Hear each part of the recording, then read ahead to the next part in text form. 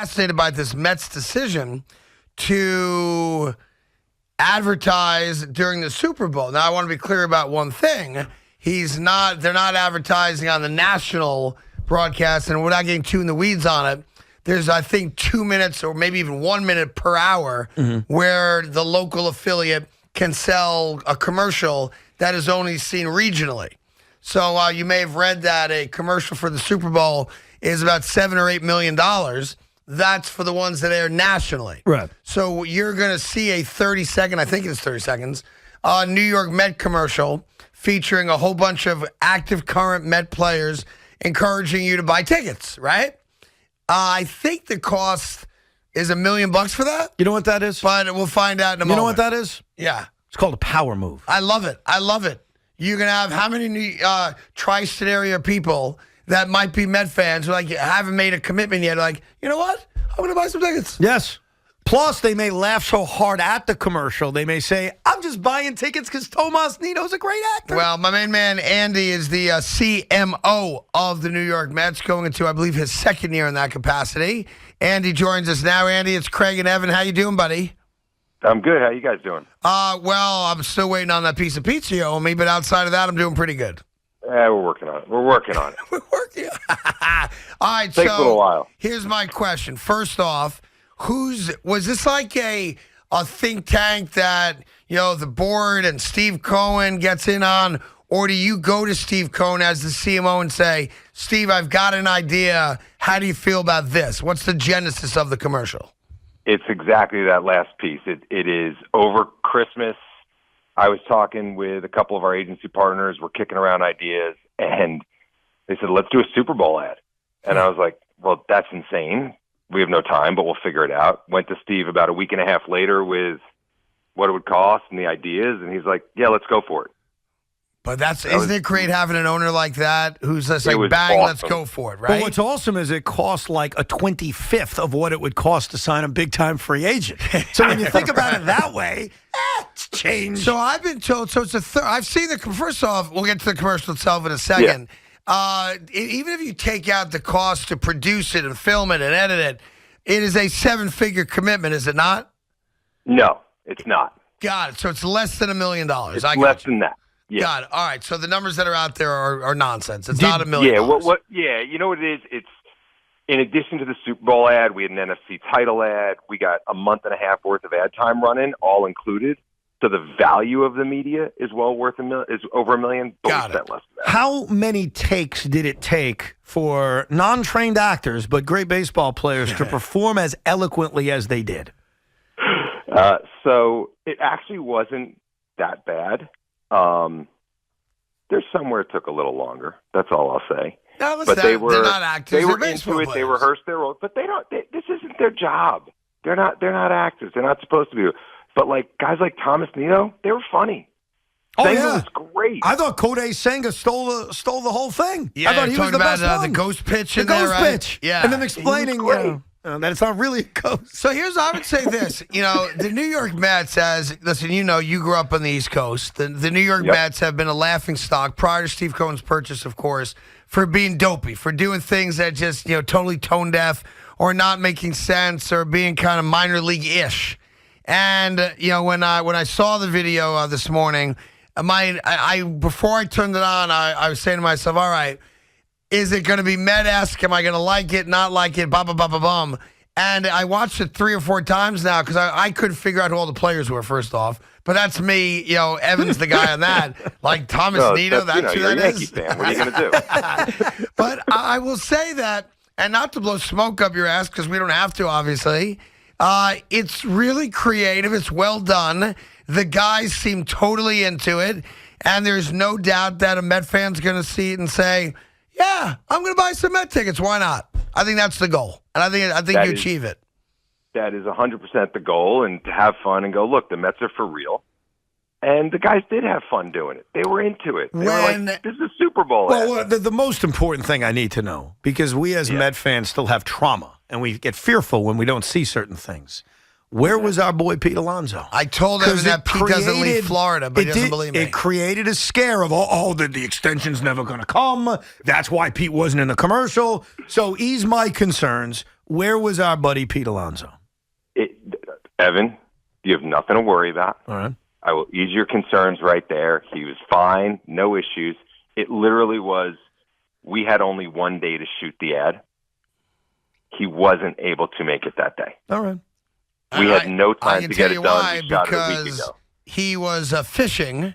I was invited to go fishing with him because he loves fishing on the coast of Florida, and it'd be very hard for him to change his plans to fly up and fly back. Fair enough. The other question I think on people's mind is, did you guys consider using Kate Upton as an actress in this said commercial? Please say yes. Please say yes. Please say yes. I know you want me to say yes, Please but, say yes. but she's only married to the player. So It was all what? about the players. Dude, you may not know this, but when Kate Upton used to live here before she met Justin, she and her sister were employed by the New York Jets, and her sister, with Kate's help, decided to pick the Jet flight crew for a number of years.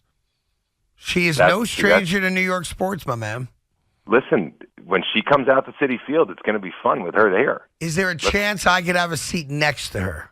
We can work on that, Craig. That's what I'm talking We'll work about. on You that. see We'll what I'm work saying, on that. Evan? You see where this is going? Now, there is one very important question I Yeah. need to ask you, and I know this is not under your purvey, but you're a high-level executive there, and you can make mountains move if need be, okay? Okay. I have now officially partnered with the former governor of New Jersey, Chris Christie, Mm-hmm. in the bacon on a stick business. As you We're may back know, on bacon on a stick, huh? Yes. You got the governor involved? yeah, he's now my Did I partner. hear that right? Yeah, Governor Christie's now my 50-50 And he's a partner. big Met fan. Yeah, he's a diehard Met fan. He's on the board. He goes to every home game legitimately. He's like See him all the time. He's like an Evan level Met fan. Evan knows that, right? Yes. So here's my thing. We have evolved from just bacon on a stick to maybe multiple meats on a stick. I'm all into multiple meats on a stick. All right, so back in the day, it was the number one selling item. How can we forward this conversation so that it can be ready by opening day? Ready by opening day, we're close, but we can figure that out. We can talk to the food and bev folk Great. So and get them excited about some meat on a stick. So for the fans that have been missing it, this is no BS.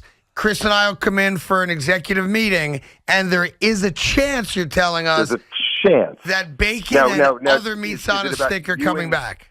Is it about you and Governor Christie doing a taste test? Well, Now, is that involved in this? we will bring it in for your crew to taste it to make sure they approve of it, of course. Okay, then we should plan on that. Done and done. When are we getting a list of all the promotions, all the bobbleheads, all the giveaways that you guys are going to have? When's that coming out? It should be out probably in the next few weeks. All right. We're doing 23 of them for 23. Nice.